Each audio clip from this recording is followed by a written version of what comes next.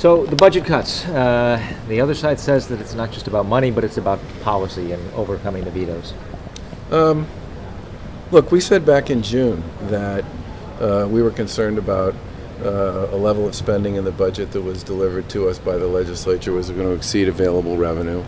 And we had a back and forth with the legislature during that exercise where we vetoed about $200 million in spending. They overrode almost all of those vetoes and then rejected about $60 million worth of programmatic reforms that would have saved us about $60 million.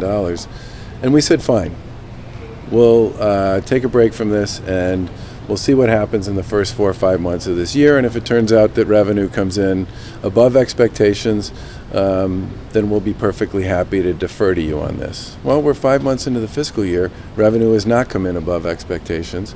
And I think it's important for us to deliver for the people of Massachusetts the certainty associated with a constitutionally required balanced budget. And we believe that these reductions, while they're difficult, still preserve the significant investments we've made in K through 12 education and local aid, in battling opioid addiction, and by the way, 9C cuts. If it turns out that revenue suddenly turns the corner and gets dramatically better, we can always reverse the 9C cuts at some point later in the year. But we believe it would be irresponsible at this point in time, given what we know about the fiscal situation, given what we know about revenue, given what we heard from the experts about revenue for next year, for us not to take this move at this time. My belief is we are not only obligated, but the people of Massachusetts expect us to live within our means, and we believe these reductions will make it possible for us to do that. Governor, when you announced the buyout program in October, that was essentially said it was going to be part of cutting down this spending gap. Yep. Now that you've closed it, where does this buyout program stand? Well, the buyout program, keep in mind that working with the legislature last year, we did a buyout program and reduced the state's workforce by about 2,000 people, and backfilled very few of those positions, maybe a couple of hundred. And that benefited us when we built our fiscal 17 budget.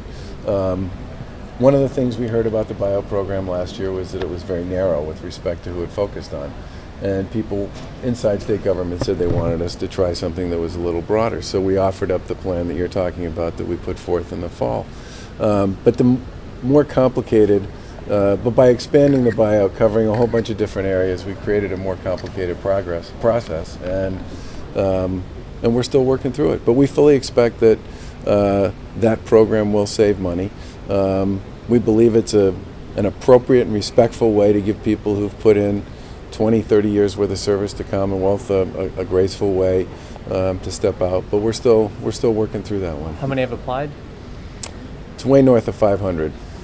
Are these cuts hardest on the terminally ill children, HIV/AIDS, some of the people who can least take them? Well, as I said, we managed to fund at a fairly significant level our healthcare programs, our substance abuse programs, and our local aid to our cities and towns and our K through 12 system and many of our education initiatives. But obviously, these are not things that in the grand scheme of things we would choose to do. But the bottom line is the budget's got to be balanced, and we're talking here about 0.0002% of a $40 billion state budget. I get the fact that if you're on the receiving end of one of these, it's a disappointment, but the flip side of that is we have to have a balanced budget, and we believe these decisions are part of what's required to make sure that the Commonwealth lives within its means. Governor, the presidency hasn't ruled out tax hikes. Can you do some of your campaign pledges, transportation, opioid addiction the way you'd like to do it, and not have any kind of tax hikes? Well, we have been doing many of the things that we talked about with respect to what you could get done without tax hikes. There are more bus drivers driving for the MBTA today than were driving when the Fiscal and Management Control Board was created. But the T's budget basically has been level funded for the last 2 years. First time that's happened on the operating side in 20 years. On the capital side, our big issue is ramping up our capital spending to actually spend the money that's available to us. The T's problem for the past 5-6 years has not been that it doesn't have access to capital. It does. Its big issue has been actually getting the dollars out the door and putting them to work.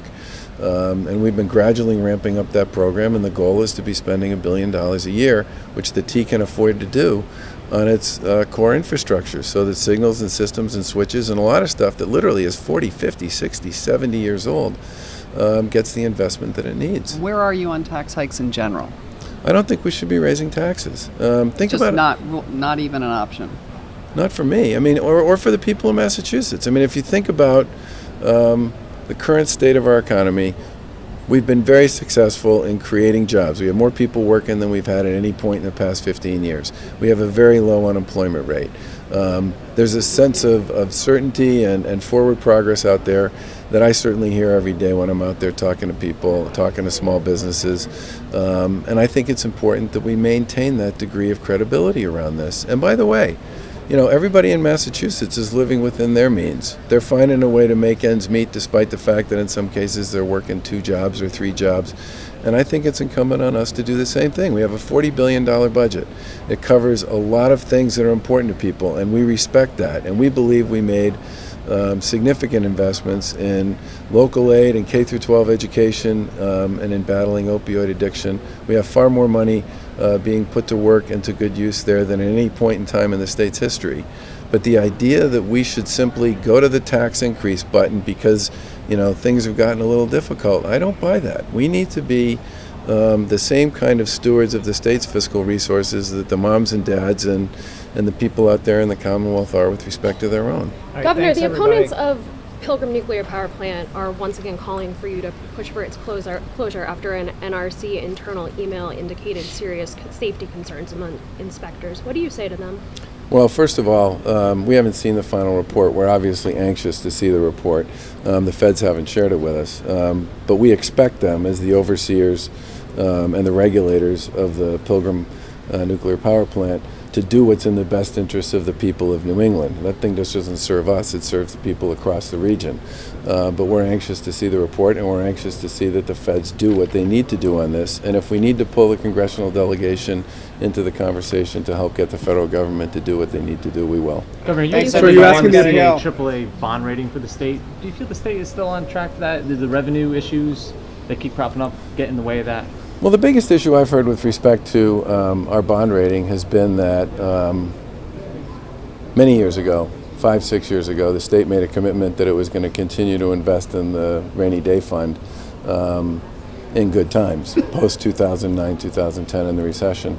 And the state basically didn't do that. The state was not only not investing in the rainy day fund, it was drawing money out of the rainy day fund to finance operations of the budget. And the biggest complaint and concern we've heard raised by the rating agencies has been the fact that the state didn't follow through and make those investments in the rainy day fund. Now, the good news there is in fiscal 15 and fiscal 16, and I believe in fiscal 17, we'll make investments to the rainy day fund and we won't take money out of it. But I think that's in some respects the thing we need to continue to focus on, which is to build up that rainy day fund so that if and when it does start to rain, we're in a position to adequately address the needs and expectations of the Commonwealth going through that period. I gotta run, guys. You Thanks. psyched about it going to Israel?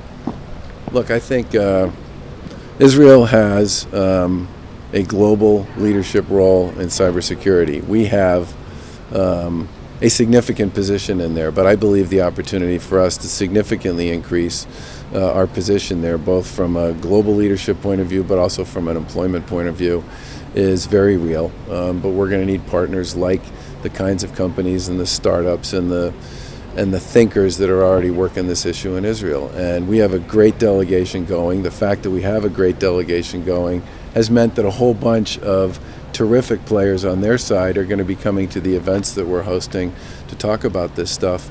And in the long run, if you listen to Ann Klee and the folks at GE talk about the importance of sensors and smart devices and all the rest, for those sensors and smart devices, whether it's in industrial manufacturing or farming or in healthcare, which is a big issue for us, to be successful, they have to be secure. And part of the reason why I think the digital health opportunity is so real and so important to us is because of this security issue. We make the security issue work, and the opportunity to use smart machines to do all kinds of things, to help people manage chronic conditions, to help people do a better job of monitoring people in hospitals and in other healthcare facilities, gets better and better. But the cyber piece, that's kind of the first inning of a very long game, where the opportunity for Massachusetts, as opposed to New York or California or some other place, to be a global leader is very real. But we're going to need to do that in partnership with people like the folks in Israel who've been working this issue for 20 years. Right, So I'm thanks for very coming. bullish about it. And get your vote.